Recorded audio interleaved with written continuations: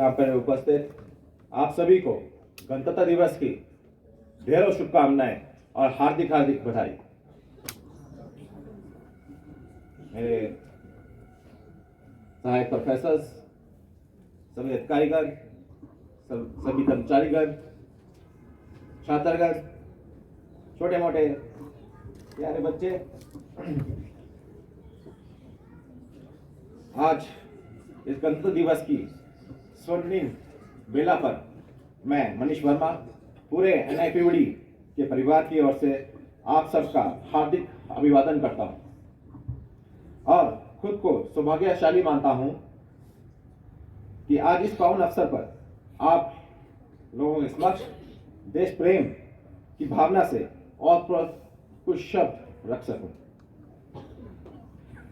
शहीदों का सपना जब सच हुआ, हिंदुस्तान तब स्वतंत्र हुआ। आओ सलाम करें उन वीरों को, आओ सलाम करें उन वीरों को जिनकी वजह से भारत गणतंत्र हुआ, भारत गणतंत्र हुआ।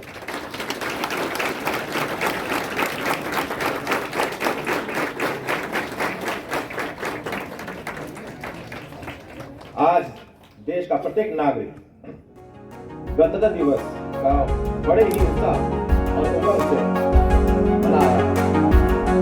सभी देशवासियों को 75वां गणतंत्र दिवस एक पर्व नहीं बल्कि एक गौरव और सम्मान की बात है।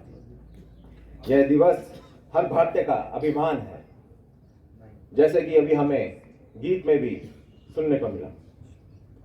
अनगिनत वीर सपूतों ने अपने प्राणों की आहुति देकर 15 अगस्त 1947 को अंग्रेजी हुकूमत से हमें आजादी दिलाई थी।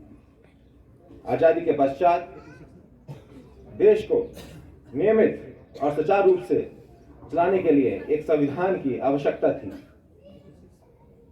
जिसके आधारभूत देश की जनता निर्धारित नियमों और कानूनों का पालन कर सके। डॉक्टर भीमराव अंबेडकर के नेतृत्व में स्थापित समिति में शामिल हुए दिग्गज राजनेता पंडित जवाहरलाल नेहरू, सरदार वल्लभ भाई पटेल, डॉक्टर राजेंद्र प्रसाद इत्यादि सहित 284 सदस्य की संविधान सभा ने 26 नवंबर 1949 को देश का संविधान अर्पित किया। हमारा संविधान एक संघात्मक व्यवस्था और एकात्मक व्यवस्था दोनों का एक सादर मिश्रण है। संघात्मक व्यवस्था इसलिए क्योंकि यह एक लिखित संविधान है जिसमें दुनिया के विभिन्न आदर्शों को संजोया गया है। करीब 60 से ज्यादा संविधानों को रिसर्च कर हमारे संविधान को तैयार किया गया। संपूर्ण जनमानस का कल्याण, प्रगति और उनकी उन्नति तथा भारतवर्ष की नींव रखी गई और अतः 26 जनवरी 1950 को हमारा संविधान लागू किया गया और भारत एक लोकतांत्रिक गणराज्य बना। गणतंत्र दिवस एक ऐसा अवसर है जो हमें उनको वीर वीरांगनाओं और हमारे पूर्वजों की कुर्बानी की गाथाओं, संघर्षों को तरोताजा करता है। प्रत्येक भारतीय के अंतमन को झंझोड़ते हुए देश प्रेम की भावना जागृत कर देता है, हमें प्रेरणा देता है हम यूं ही विविधता में एकता और अखंडता बनाए रखें, जिसकी अद्भुत दृश्य और प्रमाण हम देख सकते हैं।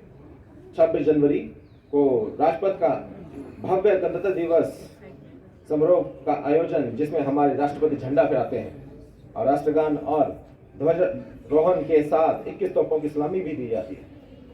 राजपथ पर निकलने वाली सुंदर, विचित्र और अद्भुत झांकियों पर भारत की विविधता की झलक दिखाई देती है। आजादी के पश्चात हमारे देश ने विभिन्न क्षेत्रों में उन्नति की है, इस बात में कोई संदेह नहीं है, परंतु आज भी हमारा देश अपराध, आतंकवाद, गरीबी, बेरोजगारी और भ्रष्टाचार जैसी समस्याओं को जूझ रहा है।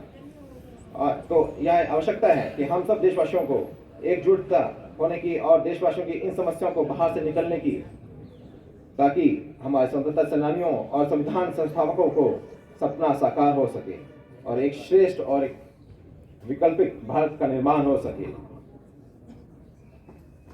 विगत कुछ महीनों में हमारे संस्थान ने कई फील्डों में कई प्रगति पाई है। जैसे कि अभी हमारे एक स्कॉलरशिप दिव्यांगों हेतु शुरू किया गया है, जिसमें दिव्यांग बच्चे हमारे कोर्स करने के बाद में हमारे उस कोर्स में स्कॉलरशिप प्रोग्राम में अटेंड कर सकते हैं और एसएससी, आरआरबी, कई गवर्नमेंट जॉब्स के लिए तैयारी कर सकते हैं। इतना ही नहीं, सीबीआईडी का जो कोर्स है उसको भी हमने शुरू किया है। ब्रेल प्रेस स्कीम, जो कि भारत की सिपड़ा स्कीम के अंतर्गत आती है, उसको भी हमने उसका विस्तार किया है। पहले सिर्फ वो ब्रेल प्रेस तक ही लिमिटेड थी, अब हमने उसे लो विजन, उसका एक्सेसिबल बुक्स, उसका भी उसमें एक्सटेंशन किया है, ताकि हमारे लो विजन और जो प्रिंट डिसेबिलिटी की जो छात्र है वो इससे अछूता ना रह सके।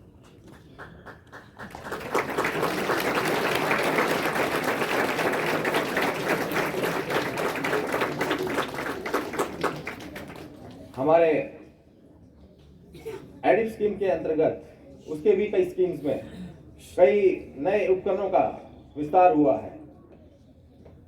पहली बार भारत सरकार द्वारा हमारे मंत्रालय के संस्थान और गोवा सरकार में अंतर्राष्ट्रीय रूप से एक दिव्यांग मेला का आयोजन गोवा में किया गया, जिसमें 21 दिव्यांगों का अपने अपने जो भी जिस प्रकार का इनोवेशन हुआ है उसको एक प्लेटफॉर्म पर देखने को सौभाग्य मुझे प्राप्त हुआ।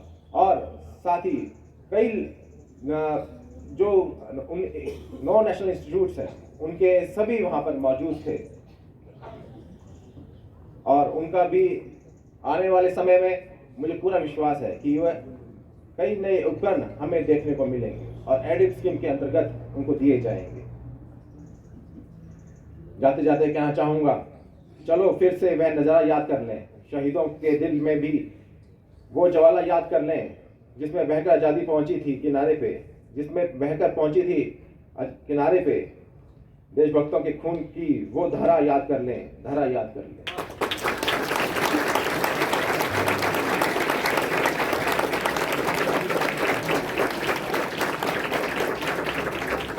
जय हिंद, जय भारत।